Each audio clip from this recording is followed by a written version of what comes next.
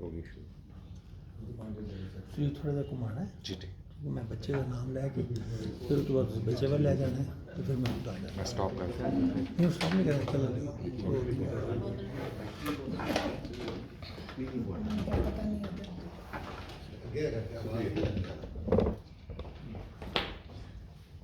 چلو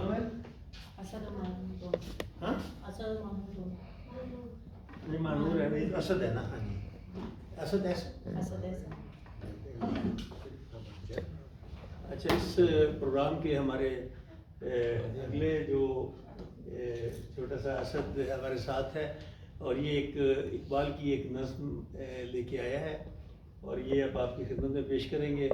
بہت پیارا بچہ ہے اور ان کی یہ خوبی ہے کہ ان کی امی کو بھی بہت شوق ہے محترمہ سائمہ احسن کو کہ بچے اردو زبان سیکھیں جن مقاصد کو حاصل کرنے کے لیے انہوں نے یہاں پہ اردو کلاسز کا بھی اجرا کیا ہے اور یہ بھی ہمارے لیے باعث مسرت ہے کہ محترمہ سائمہ احسن تشریف لائیں آج ہمارے پروگرام میں اور ان کے بچے بھی ماشاءاللہ اردو سے منسلک ہیں اور اردو زبان سے محبت کرتے ہیں. تو جب میری ان سے بات ہوئی تو بچوں نے بھی اصرار کیا کہ ہم بھی کچھ پیش کرنا چاہتے ہیں. تو اسد احسن اب آپ کی خدمت میں ایک نظم اقبال کی پیش کرتے ہیں. کوئی پہاڑ یہ کہتا تھا ایک گلہری سے تجھے ہو شرم تو پانی میں جا کے ڈوب مرے ذرا سی چیز ہے اس پہ غرور کیا کہنا یہ عقل اور یہ سمجھ یہ شعور کیا کہنا خدا کی شان ہے ناچیز چیز بن بیٹھی جو بے شعور ہوں یہ بات تمیز بن بیٹھی تیری بساط ہے کیا میری شان کے آگے جو بات مجھ میں ہے وہ تجھ میں نصیب کہاں بلا پہاڑ کہاں جانور غریب کہاں کہا یہ سن کے گلہری نمو سنبھال ذرا یہ کچی باتیں ہیں دل سے انہیں نکال ذرا جو میں بری نہیں تیری طرح تو کیا پرواہ نہیں ہے تو بھی تو آخر میری طرح چھوٹا ہر ایک چیز سے پیدا خدا کی قدرت ہے کوئی بڑا کوئی چھوٹا یہ اس کی حکمت ہے بڑا جہاں میں تجھ کو بنا دیا اس نے مجھے درخت پہ چڑھنا سکھا دیا اس نے قدم اٹھانے کی طاقت نہیں ذرا تجھ میں نیری برائی ہے خوبی ہے اور کیا تجھ میں جو تو بڑا ہے تو مجھ سا ہنر دکھا مجھ کو یہ چھا دیا ہی ذرا توڑ کر دکھا مجھ کو نہیں ہے چیز نکلنی کوئی زمانے میں کوئی برا نہیں قدرت کے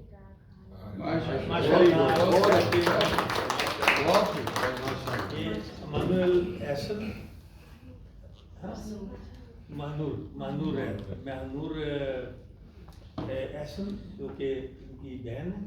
تو یہ ماشاءاللہ دونوں بہن بھائیوں نے بہت پیارا یہ پیش کیا ہے اور اس کے بارے میں کوئی بات کرنا چاہیں تو کریں اس نظم کے اوپر. نہیں وہ تھوڑا سا دیوار رہ گیا تھا وہ تھوڑا سا دیوار رہ گیا تھا جی چھوٹی سی اس کی تشریح رہ گئی. اچھا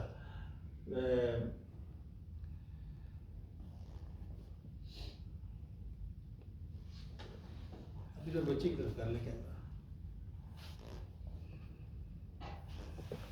اور نزدیک کر لیں بعد میں کٹنگ ہو جائے گی. چلو تو آگے کر لیں نزدیک کر لیں یہاں سے صحیح کور ہے. نہیں وہ ذوق کیا نہیں وہ آواز کی وجہ سے. چلو دیکھا ساتھیوں کس طرح ایک چھوٹی سی گلہری نے پہاڑ کو کیسا سبق سکھایا. اللہ تعالیٰ نے غرور کرنے والوں کو کبھی پسند نہیں فرمایا. ہمیں چاہیے کہ ہم عاجزی سے رہیں تاکہ اللہ تعالیٰ ہم سے راضی ہو جائے.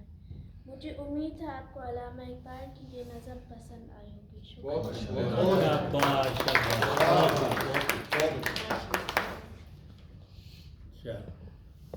ہاں جی اس پہ کون بات کرے گا؟ خورشید صاحب تسی موٹیویشنل اسپیکر ہو. لیکن وہ آپ نے پیش تو کرنی ہے نا ایک کہانی. میں لے کے آیا ہوں وہ لے کے آئے آپ. ٹھیک ہے चलें इसके ऊपर कौन गुफ्तगू करेगा? मुझे सायमा, आप? जी बिल्कुल। मुझे नज़म जब मैंने पढ़ी मुझे बहुत बहुत ज़्यादा अच्छी लगी कि बच्चों को सिखाने के लिए शायरी बड़ी अच्छी है कि शायरी के ज़रिए बहुत अच्छी अच्छी बातें उनको बता पाते हैं। तो मैंने इनको ये मिसाल देके कि गिलहरी छोटी सी और पहाड़ इतना बड़ा होता है, तो जब मैंने शायर एक पोयम की तरह इनको सुनाई तो इनको बहुत अच्छा लगा। और मेन मकसद जो था इनको बताने का, वो मकसद इन्हें सही से समझ में आया कि कोई बड़ा नहीं है दुनिया में, कोई छोटा नहीं है, कि अल्लाह ने हर किसी को उसको उसकी इस्तिताअत के मुताबिक एक काम दिया हुआ है, हमें वो काम करना है, किसी को बड़ा छोटा या कमज़ोर नहीं समझना। तो मुझे खैर बहुत अच्छी लगी थी, बच्चों को भी अच्छी लगी, तो मैं एक पेश करूँगी। माशाल्लाह। और इस पर कोई बात? मैं ये कहूँगी कि ये जो बच्चों की जितनी भी नज़में हैं, जैसे ये साइमा ने भी कहा कि इसके अंदर जो मकसद है हमें उस चीज़ को बच्चों को समझाना चाहिए और बच्चों को उसकी तरफ लेके आना चाहिए कि कोई भी चीज़ छोटी बड़ी नहीं होती है, हर चीज़ की बहुत ज़रूरत है, चाहे वो छोटी से छोटी क्यों ना हो। ये तो कुरान पाक में भी कहा गया और इसी चीज़ को नज़्म में बड़ी खूबसूरती से बताया गया है कि उसने बताया कि ठीक है मैं छोटी हूँ, कोई मसला नहीं है, तो मुझे हिल के दिखाओ, मुझे छालियाँ तोड़ के दिखाओ। तो एक बहुत बड़ी चीज़ है कि देखने में पहाड़ इतना बड़ा कि आप उसके हजम को आप अगर देखें तो एक ज़रा सी जो चीज़ है उसने खुदा की कुदरत के बारे में बताया कि तुम मुझे हकीर समझ रहे हो, लेकिन जो खूबी मुझे उस कुदरत ने दी है उसका तुम्हें अंदाज़ा ही नहीं है। और ये वो वाली बात है बताने की, बच्चों को भी बताने की कि बच्चों आप ये मत समझो कि हम छोटे हम कर नहीं सकते। ये बच्चों को ये मोटिवेट करना है कि बेटा ये नहीं सोचना कि हम तो अभी छोटे हैं हमें पता नहीं है। छोटे से छोटी चीज़ भी अगर चाहे तो बड़े से बड़े पहाड़ के ऊपर अबूर हासिल कर सकती है और उसको वो हरा सकती है। और यही बात बच्चों को सिखाई गई है और इसी नज़्म में सिखाई गई है कि ख़ुद को कभी भी छोटा ना उम्र से समझो, ना अपनी हजम से समझो या ना अपनी अकल से। अगर आप में करने की लगन है तो आपके लिए मैदान बिल्कुल खाली है। Very good, very good. हाँ जी, मैं महसूस ये जिस तरह ये साइमा साहबा ने फरमाया है ये बिल्कुल बात सही है। मैं ये समझता हूँ कि इनके वालिदैन को काबिल सताइश है इनकी जो अमल है, जो इन्होंने बच्चों को तरबियत की। जिस तरह ये बच्चों ने हम सब बड़ों में बैठ के इतनी नज़म और बड़े इत्मीनान से पढ़ी थी। हम लोगों ने बचपन देखा है, हम तेरे इतने इत्मीनान कहाँ होते थे, ना वालिदैन हमें सिखाते थे, डंडा ही होता था। तो ये आपको शाबाशी और बच्चों आप लोगों को भी। मैं एक छोटी सी बात यहाँ पे ऐड करूँगा, बल्कि भाई की बात हुई मैं अभी आगे लेके चलूँगा। और जो अभी साइमा एहसन ने जो वो पढ़ा था उसके ऊपर एक बात करूँगा कि देखिए हमें जो है ना हमें सिखाना बहुत ज़रूरी है, क्योंकि जो चीज़ हमें पता है हम जब तक उसको आगे वाले को नहीं सिखाएंगे, चाहे वो छोटा है बड़ा है, वो चीज़ आगे मुंतकिल कैसे होगा। क्योंकि बड़ों का काम ही होता है कि, या बड़ों से मुराद ये है कि जिसने कोई काम सीखा है उसको जब वो आगे तक उसको मुंतकिल नहीं करेगा तो वो चीज़ प्रैक्टिकली तौर पे दुनिया में आगे नहीं आ सकती। तो आपके लिए बहुत ज़रूरी है कि इंसान जो भी कुछ सीखे उसको आगे बोला मुंतकिल करे। हमारे माशरे में जो बहुत बड़ा एक अलमिया रहा है कि हमारे बड़े जो है वो शायद बच्चों के साथ उस तरह से मुंसलिक नहीं हो पाते जो होना चाहिए। तो इसकी वजह से शायद हमारे बड़े बच्चों को वो चीज़ नहीं सिखा पाते, और इस वजह से हमारे माशरे में एक बहुत बड़ा गैप है। उसको जनरेशन गैप भी बोलते हैं, बहुत सारी चीज़ें हैं। हमने अपने बच्चों को या हमारे इर्द गिर्द को लोगों को हमने जो है ना बस एक ज़माने के ऊपर छोड़ दिया है कि वो ज़माने से अभी सीखते रहें। और वही जैसे मैं थोड़ी देर पहले बात बोली थी कि अच्छाई बुराई जो है वो इंसान को नहीं पता होती, आपको बताना पड़ता है कि अच्छाई क्या है और बोला बुराई क्या है। सेम इस तरह से जैसे मेरे मामू ने हमेशा मेरी बात बोली कि बच्चे जो है ना वो गाड़ी के आपके उसकी तरह स्टीयरिंग की तरह है। आप उनको जिस तरह से आप उनको मोड़ेंगे वो उस तरह से आपके बच्चे बना मुड़िएंगे। अभी आपके ऊपर है कि आप अपने बच्चों को किस तरह से उनको सिखा रहे हैं, उन पे अमल किस तरह से कर रहे हैं और दुनिया को आप किस तरह से उनके सामने लेके आ रहे हैं। तो ये बहुत ज़रूरी है कि हर बंदा अपने इर्द गिर्द चाहे वो छोटा हो बड़ा हो उनको सिखाने का अमल रखे। इल्म हासिल अपने लिए नहीं होता, इल्म हासिल हमेशा दूसरों के लिए होता है। لیکن ہاں ابھی دوسروں کے لیے بھی آپ کو جو ہے نا خود پہلے سیکھنا پڑے گا، تاکہ آپ پہلے ایک لائن بنا سکیں اچھائی برائی کی، اور پھر آپ اس کو آگے لے کے چلیں.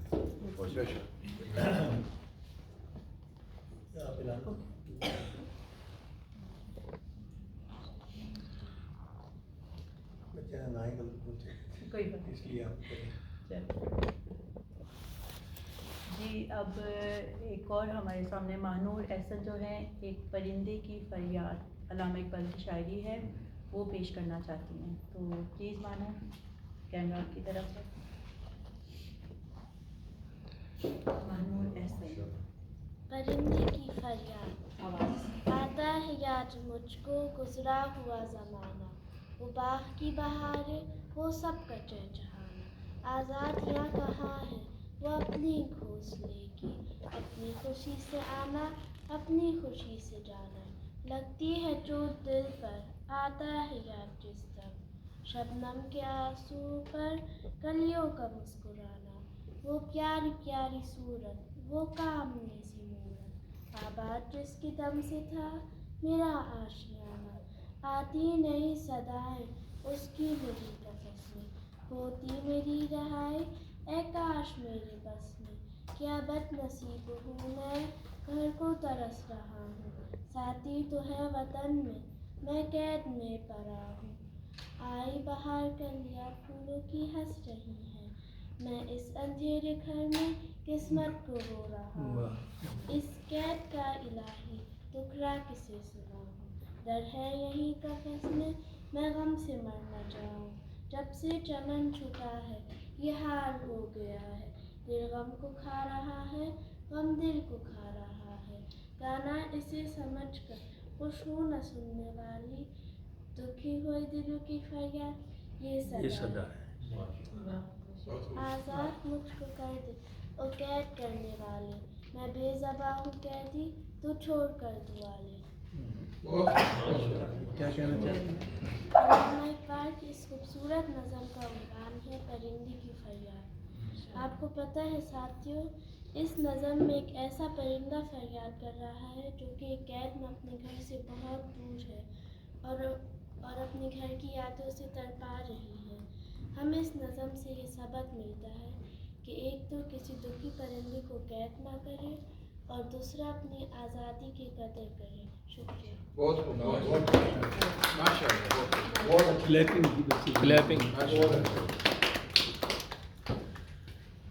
اچھا اس میں 5 منٹ کے لیے 2 منٹ کے لیے کوئی بات کر لیں پھر خورشید صاحب کی طرف چل رہی. میں ایک چیز پوچھوں گا صرف قید کو لے کے کہ اس میں تو ایک جانور کی مطلب قید کی بات کر دی، لیکن ہم انسان ہیں، ہمیں یہ دیکھنا چاہیے کہ ہم نے کسی اور کو تو ابھی قید نہیں رکھا ہوا. یہ مجھے لگتا ہے کہ انسان نے بھی دوسرے انسان کو ایک طرح سے قیدی بنایا.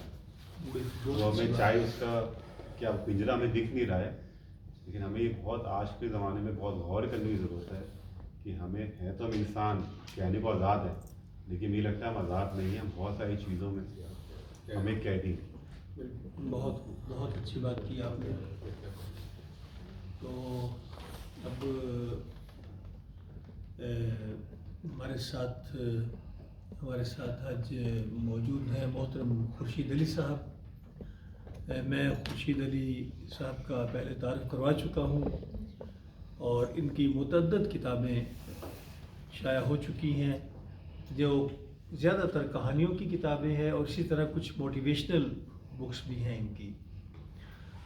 تاہم ان کا سب سے بڑا جرمنی کی تاریخ میں جیسا کہ میں نے عرض کیا یہ کارنامہ ہے کہ انہوں نے پہلی جرمن اردو ڈکشنری لکھی. اور میں بصد احترام خورشید علی صاحب سے گزارش کروں گا کہ وہ آج کی کہانی یا مضمون جو بھی چاہیں پیش کریں. محترم خورشید علی. شکریہ. آج کی کہانی کا عنوان ہے خدا سے طلب جوڑ لی. تانسین اپنے زمانے کا ایک بہت بڑا موسیقار گزرا ہے. وہ حقیقی معنوں میں ایک عظیم فنکار تھا، اور بعض لوگ تو یہاں سے کہتے ہیں کہ کسی ایسا موسیقار پھر دنیا میں کوئی پیدا ہی نہیں ہوا. تانسین اکبر بادشاہ درباری تھا. اکبر اکثر اس کی موسیقی سے محظوظ ہوا کرتا تھا، خاص طور پر جب اکبر کو مشکل فیصلے کرنے ہوتے. تو اس دوران وہ تانسین کے راگ سنتا ہے۔ ایک روز اکبر اس کی موسیقی سن کر بہت گہرائی میں کھو گیا اور تانسین سے پوچھا کہ اس نے یہ کمال کہاں سے حاصل کیا۔ تانسین نے بڑے ادب سے اپنے استاد کا نام لیا، محترم جناب راگ ملہار حضرت اعلیٰ۔ اکبر نے کہا کہ انہیں کبھی دربار میں بلاؤ۔ تانسین نے کہا حضور اس نے خود کو دنیا سے علیحدہ کر لیا ہے، وہ نہ کسی تعلق رکھتا ہے، نہ ملنا پسند کرتا ہے، نہ اسے کوئی دنیاوی خواہش ہے۔ اس کے لیے موسیقی عبادت ہے اور ہر وقت وہ عبادت میں مصروف رہتا ہے۔ مجھے دعوت دینے سے ڈر لگتا ہے کہ کہیں وہ انکار نہ کر دے اور حضور کو غصہ آ جائے، مگر یقین جانیے وہ ایک ایسا شاہکار موسیقار ہے کہ اسے ایک بار ضرور سننا چاہیے، اور آپ باقی ساری چیزیں بھول جائیں گے۔ اگر بادشاہ نے پوچھا تو پھر یہ کیسے ہو سکتا ہے؟ تانسین نے کہا کہ اس کا ایک طریقہ ہے کہ ہم خود اس کے پاس چلیں، مگر کیونکہ وہ بڑے لوگوں سے ملنا نہیں چاہتا تو بہتر یہ ہوگا کہ آپ ایک عام آدمی کی حیثیت میں اسے ملیں۔ اکبر مان گیا، اس نے نارمل کپڑے پہنے عام آدمی والے اور دونوں استاد کے پاس پہنچے۔ استاد نے ان کو خوش آمدید کہا، حال احوال پوچھا اور پھر ادھر ادھر کی باتیں شروع ہو گئیں۔ اب بادشاہ تو استاد کا فن سننے آیا تھا، مگر استاد کا ایسا کوئی ارادہ ہی نہیں تھا۔ ایک مشکل یہ بھی تھی کہ استاد کی کسی کی فرمائش پر نہیں بلکہ اگر اپنی مرضی ہو تب سناتا تھا۔ تانسین نے اس کی ترکیب نکالی، اس نے استاد سے اجازت لی اور خود ساز پر گانا شروع کر دیا۔ اس نے ایک مشکل راگ کا انتخاب کیا اور جان بوجھ کر ایسی غلطیاں کیں جنہیں کوئی عام آدمی نہیں سمجھ سکتا، صرف فن کو جاننے والا پہچان سکتا ہے۔ جب وہ لگاتار ایسی غلطیاں کرتا رہا تو استاد کو غصہ آ گیا اور اس نے تانسین سے ساز لے کر خود ہی گانا شروع کر دیا اور پھر گہرائی میں ڈوبتا چلا گیا۔ یہ محفل بہت دیر تک جاری رہی۔ اس محفل کے بعد اکبر نے بادشاہ سے پوچھا کہ وہ کیا استاد کی خدمت کر سکتا ہے۔ استاد نے کہا کہ اسے کسی کی خدمت کی ضرورت نہیں، وہ خود فن کی خدمت کرتا ہے، اس کی ضرورت تنہائی چاہیے، وہ تنہائی میں خدا سے جا ملتا ہے۔ تو اکبر نے انہوں نے ان کا شکریہ ادا کیا، اجازت لی اور چل پڑے۔ جب وہ واپس جا رہے تھے راستے میں اکبر نے تانسین سے پوچھا، تانسین کیا بات ہے، تم اتنے ماہر کیوں نہیں ہو اس فن میں؟ تانسین کہا، بادشاہ سلامت، میں دنیا کے بادشاہ کو خوش کرنے کے لیے گاتا ہوں، میری خواہش بادشاہ سے انعام حاصل کرنے کی ہوتی ہے، وہ چند ٹکڑے، چند سکے یا کوئی جائیداد جو میں مل جائے، مگر میرا استاد ایسا نہیں کرتا، وہ صرف خدا کو سامنے رکھ کر گاتا ہے۔ وہ جب گاتا ہے تو خدا سے طلب کرتا ہے کہ اس کے فن میں اضافہ ہو، وہ کسی نام کی خواہش نہیں رکھتا۔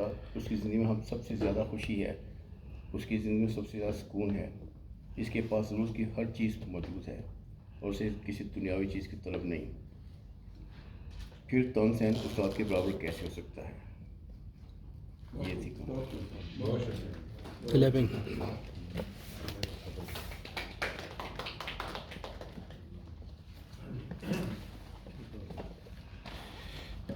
کوئی بات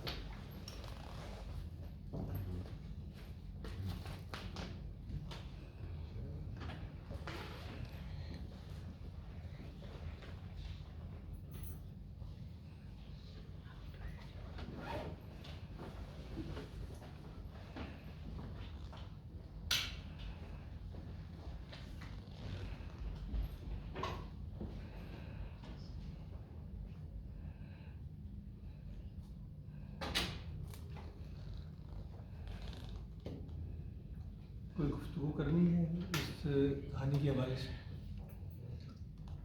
ایک چھوٹا سا سبق ہے اس کہانی میں کہ جی جی، آپ نے جو کچھ بھی محنت کرنی ہے، کچھ اس کا جو ثمر ہے یا اس کا جو ریوارڈ ہے آپ کو انسانوں سے نہیں مل سکتا، آپ کو خدا تعالیٰ سے پانا چاہیے۔ اور یہی اس میں انہوں نے بیان کیا ہے کہ وہ جو راگ تھا اور جو پڑھتا تھا وہ اس کو چاہت نہیں تھی کہ وہ بادشاہ جو ہے ان کو کچھ دے، اور اس لیے وہ ان سے زیادہ اچھا اس کی مطلب صلاحیت تھی۔ یہ مطلب صحیح سمجھو؟ جی بالکل صحیح۔ اس کہانی میں جو مجھے چیز سمجھ آئی وہ یہ سمجھ آئی ہے کہ انسان جو جی رہا ہوتا ہے تو اس کا مقصد کیا ہے، اس کو اپنی ریوارڈ کہاں سے حاصل کرنا ہے، اس کو انعام کہاں سے حاصل کرنا ہے، وہ اس کا صلہ کہاں سے چلتا ہے۔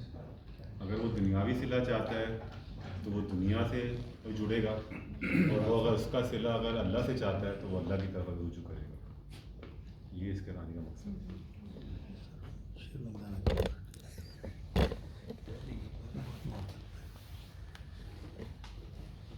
آپ نے اعلان کرنا ہے صاحبہ کا یہ مضمون کا کیا نام ہے؟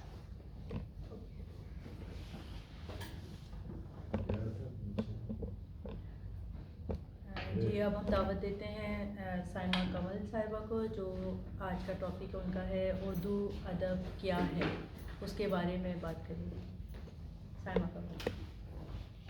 بہت بہت شکریہ. پچھلی ادبی بیٹھکوں میں ہم نے زبان کے بارے میں معلومات حاصل کی، زبان کیا ہوتی ہے، پھر ہم نے اردو کے بارے میں کچھ معلومات حاصل کی. اسی سلسلے کو میں آگے لے کے چل رہی ہوں، اور اس میں ہم نے آج ادبی بیٹھک ہے تو میں نے یہی سوچا کہ ہم پتہ کرتے ہیں کہ آخر اردو ادب کیا ہے، کیونکہ نارملی سمجھا جاتا ہے جی اردو ادب شاعری، جبکہ صرف شاعری اردو ادب نہیں ہے. تو میں چاہتی ہوں کہ یہ جو مقالہ یا مضمون جو بھی ہے اس کو صرف معلوماتی انداز میں پیش کیا گیا ہے، ہر چیز سے بالا تر ہو کے. اردو ادب کیا ہے؟ اردو ترکی زبان کا لفظ جس کے معنی لشکر کے ہیں. اردو کو لفظ کے طور پر سب سے پہلے شہنشاہ ظہیر الدین بابر نے اپنی کتاب میں بیان کیا، اور اسے زبان کا درجہ شاہ جہاں کے دور میں ملا. اردو ادب کی تاریخ اردو زبان کی تاریخ سے شروع ہوتی ہے. ہر زبان کی طرح اردو کو بھی سماجی ضروریات نے جنم دیا، جس میں آہستہ آہستہ تہذیبی خیالات اور ادبی تخلیقات کے لیے جگہ بنتی گئی. ادب عربی زبان کا لفظ ہے جس کے معنی عادت، طرز عمل، دستور، حسن ترتیب، شائستگی اور خوش خلقی کے ہیں. اسے انگریزی میں لٹریچر بھی کہا جاتا ہے. ادب تخلیقی عمل، جذبے، کسی بھی زبان کی دوست اور جذبات کا خوبصورتی سے لفظوں میں اظہار ہے. علاوہ ذہن ادب دو معنوں میں استعمال ہوتا ہے: با ادب با نصیب، یعنی دوسروں کی عزت، تکریم اور احترام. اسی طرح دوسرا ہے یہ انسانی زندگی اور اس سے وابستہ ہر شے کا مطالعہ بھی ادب کہلاتا ہے. بنو امیہ کے دور میں ادب کو شاعری اور اعلیٰ تحریروں کے لیے رائج کیا، اور عباسی دور میں ادب کو تہذیب اور شہری زندگی کی شائستگی کے لیے استعمال کیا گیا. ادب کی تعریف کیا ہے؟ ادب کی تعریف میں ہم یہ کہہ سکتے ہیں کہ ادب کی تعریف ایسی تحریریں ہیں جو دل و دماغ کو سکون دیں، جیسے کہانی، ناول، افسانہ، نظم وغیرہ. نیز اسے اظہار بیان کی ورائٹی، فیلنگز، نیز خیالات کا تانا بانا بھی کہا جا سکتا ہے. یا یوں کہیں کہ لکھی ہوئی کتابیں چاہے وسیع یعنی مختلف کتب اور محدود و مفہوم یعنی صرف ادبی کتب ادب ہیں. ادب کی تعریف میں بہت کچھ کہا گیا ہے، جن میں سے کچھ اقوال زری حاضر خدمت ہیں. والٹر پیٹر کہتے ہیں کہ ادب واقعات یا حقائق کو صرف پیش کر دینے کا نام نہیں، بلکہ ادب کہلانے کے لیے اظہار بیان کا تنوع ضروری ہے. اسی طرح کارڈینل نومان کہتے ہیں کہ انسانی افکار، خیالات اور احساسات کا زبان اور الفاظ کے ذریعے اظہار ادب کہلاتا ہے. انسان کے جذبات و احساسات میں موجیں برابر اٹھتی رہتی ہیں، ان کو خوبصورت الفاظ کا جامہ پہنانا ادب کہلاتا ہے. یہ ڈاکٹر عباد بریلوی کہتے ہیں. میتھورڈ آرنلڈ کہتے ہیں کہ ہر وہ علم جو کتاب کے ذریعے ہم تک پہنچے وہ ادب ہے. اسی طرح ڈاکٹر وقار رضوی کہتے ہیں کہ ادب زندگی کا جز اور تہذیب و تمدن کا آئینہ قرار ہے. ڈاکٹر وقار رضوی نے ادب کو زندگی کا جز اور تہذیب و تمدن کا آئینہ قرار دیا ہے، جسے ہماری زندگی کے حالات ہوں گے، جیسے ہماری زندگی کے حالات ہوں گے ویسا ہمارا ادب ہوگا. ادب لوگوں کو اچھائی کی طرف بلاتا اور برائی سے روکتا ہے. ادب کو زندگی کا ترجمان کہنا چاہیے، یہ اختر حسین رائے پوری نے کہا. اسی طریقے سے ہم آگے دیکھتے ہیں کہ اردو ادب کی اصناف ہیں. اس کی پہلی صنف ہے منثور ادب یعنی نثری ادب. کولرج ماہر لسانیات کے مطابق بہترین الفاظ کا استعمال نثر ہے، جبکہ بہترین الفاظ کا بہترین استعمال شاعری ہے. تو ہم نثر کو دیکھتے ہیں کہ نثر کے معنی ہیں ایسی عبارت جو بکھری ہوئی ہو, جو نظم نہ ہو, سادہ سی شکل ہو جس میں قواعدوں کی پابندی کی جائے. پروفیسر ایف ایس لوکس کہتے ہیں کہ واضح نثر موسم بہار کی خوشگوار ہوا کی طرح ہوتی ہے. اب آگے نثر کی بھی 2 اقسام ہیں. پہلے ہم نے ادب کی 2 اقسام کے بارے میں پتہ کیا, اب آگے نثر کی 2 اقسام ہیں, افسانوی نثر اور غیر افسانوی نثر. افسانوی نثر جو ہوتی ہے اس میں داستان, ناول, افسانہ اور ڈرامہ ہیں. داستان ایسی کہانی جو مافوق الفطرت پر مشتمل ہو, جیسے دیو تلسماتی فضا وغیرہ. اور سب سے پہلی داستان جو ہے وہ سبرس ہے, ملا وجی نے لکھی تھی. اسی طرح ناول ایسی کہانی کی بنیاد ہے جو حقیقی زندگی پہ ہوتی ہے. اور پہلا ناول جو ہے میراث العروض تھا جو نذیر احمد دہلوی نے لکھا تھا. افسانہ ناول سے چھوٹا ہوتا ہے اور اس میں ایسی کہانی ہوتی ہے جس میں زندگی کا ایک پہلو بیان کیا جاتا ہے, کوئی خاص پہلو بیان کرتے ہیں, تو افسانہ اس کو کہتے ہیں. اور ڈرامہ جیسے کہ ہمیں علم ہے کہ ایسی کہانی جس میں کردار ہوتے ہیں, حرکات و سکنات ہوتی ہیں, مکالمے ہوتے ہیں, تو اس کو ہم ڈرامہ کہتے ہیں. اور سب سے پہلا جو ڈرامہ تھا وہ تھا غربت وطن سجاد حیدر کا. اسی طرح اب ہم اس کی دوسری صنف کی طرف آتے ہیں جو غیر افسانوی نثر ہے. مضمون کسی مقررہ موضوع پر اپنے خیالات و جذبات, تاثرات کا تحریری اظہار, یہ مضمون کہلاتا ہے. اندر صبا امانت لکھمی نے پہلا مضمون جو لکھا تھا اس کے بارے میں یہ خط. 2 اشخاص کے درمیان تحریری رابطہ بقول غالب کہتے ہیں کہ مراسلہ کو مکالمہ بنا دیتا ہے, آدھی ملاقات ہے یہ. اور اسی طریقے سے ہمیں غالب کے خطوط جو ہے وہ ملتے ہیں. اسی طرح خاکہ کیا ہوتا ہے؟ کسی شخص کے افکار, کردار, خوبیوں اور خامیوں پر روشنی ڈالنا خاکہ کہلاتا ہے. مشہور خاکہ جو ہے وہ کاہلی اپنی مدد آپ سر سید صاحب نے لکھا. اسی طرح آپ بیتی خود پہ بیتے ہوئے حالات کا ذکر کرنا آپ بیتی کہلاتا ہے, جیسے کہ مٹی کا دیا مرزا غالب نے لکھا. سوانے کیا ہوتا ہے؟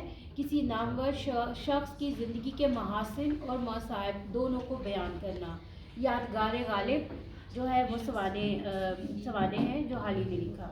اسی طرح شخصیت نگاری, سیرت نگاری, سوانح عمری, سفر نامہ, رپورتاج, مکتوب, طنز و مزاح, مضمون, انشائیہ, مقالہ, نثری تحریر یعنی پیروڈی, صحافت یعنی کالم, تحقیق, تنقید, تقریر, لطائف و ظرائف, اقبالیات وغیرہ, یہ سب جو ہیں یہ غیر افسانوی ادب کہلاتے ہیں. اردو ادب کی دوسری جو صنف ہے وہ شاعری ہے, جس کو منظوم ادب بھی کہتے ہیں اور شعری ادب بھی کہتے ہیں. کولرج ماہر لسانیات کے مطابق بہترین الفاظ کا بہترین استعمال شاعری ہے. شاعری کے مختلف معنی ہیں: بلند خیال, جذبات, خوشی, غمی, تخیل. شاعری کی تعریف یہ ہے کہ شاعری دلی جذبات کا اظہار ہے. صفی لکھنوی بڑی خوبصورتی سے کہتے ہیں شاعری کیا ہے؟ شاعری کیا ہے؟ دلی جذبات کا اظہار ہے. دل اگر بیکار ہے تو شاعری بیکار ہے. بقول ارسطو شاعری زندگی کا عکس ہے, یہ جذبات کا انخلا کرتی ہے. اب اس میں ہم آ جاتے ہیں کہ شاعری کی اہمیت کیا ہے. تو اردو شاعری کی اہمیت و تاثیر بہت زیادہ ہے, اور اس کی مثال میں آپ کو بتاتی ہوں کہ اس کی گہرائی اور تاثیر اور قوت و طاقت کیا ہے. کہ الطاف حسین حالی نے اپنی کتاب مقدمہ شعر و شاعری میں شاعری کی تاثیر کو بیان کرتے ہوئے عرب کے بہت بڑے شاعر میمون بن قیس کے کلام کی تاثیر اس طرح بیان کی کہ اس کے پاس ایک عورت آئی اور بولی کہ میری بہت سی لڑکیاں ہیں لیکن ان کا رشتہ نہیں ہو رہا, آپ اپنی شاعری کے ذریعے میری بیٹیوں کی سیرت, کردار اور خصائل پسندیدہ کو اجاگر کریں. لہٰذا میمون بن قیس نے ایسا ہی کیا اور ان کی تعریف میں قصیدے لکھے. تو ان کی بدولت اس عورت کی بیٹیوں کی سیرت, کردار اور صورت پورے ملک میں پھیل گئی. اس طرح امیر لوگ اس کی بیٹیوں کے لیے رشتہ لے کے آئے. جب بھی اس عورت کی بیٹی بیاہی جاتی تو وہ ایک اونٹ تحفے کے طور پر میمون بن قیس کو بھجواتی. اسی طرح حضرت علامہ اقبال نے شاعری کے ذریعے ہی بر صغیر کے مسلمانوں کو خواب غفلت کی نیند سے بیدار کیا، جس سے وہ آزادی کی تحریک میں کامیاب ہوئے۔ یہ چھوٹی سی 2 مثالیں آپ کو بتائی ہیں۔ اسی طریقے سے شاعری کی بھی کئی اصناف ہیں، باللحاظ موضوع میں بتا دیتی ہوں۔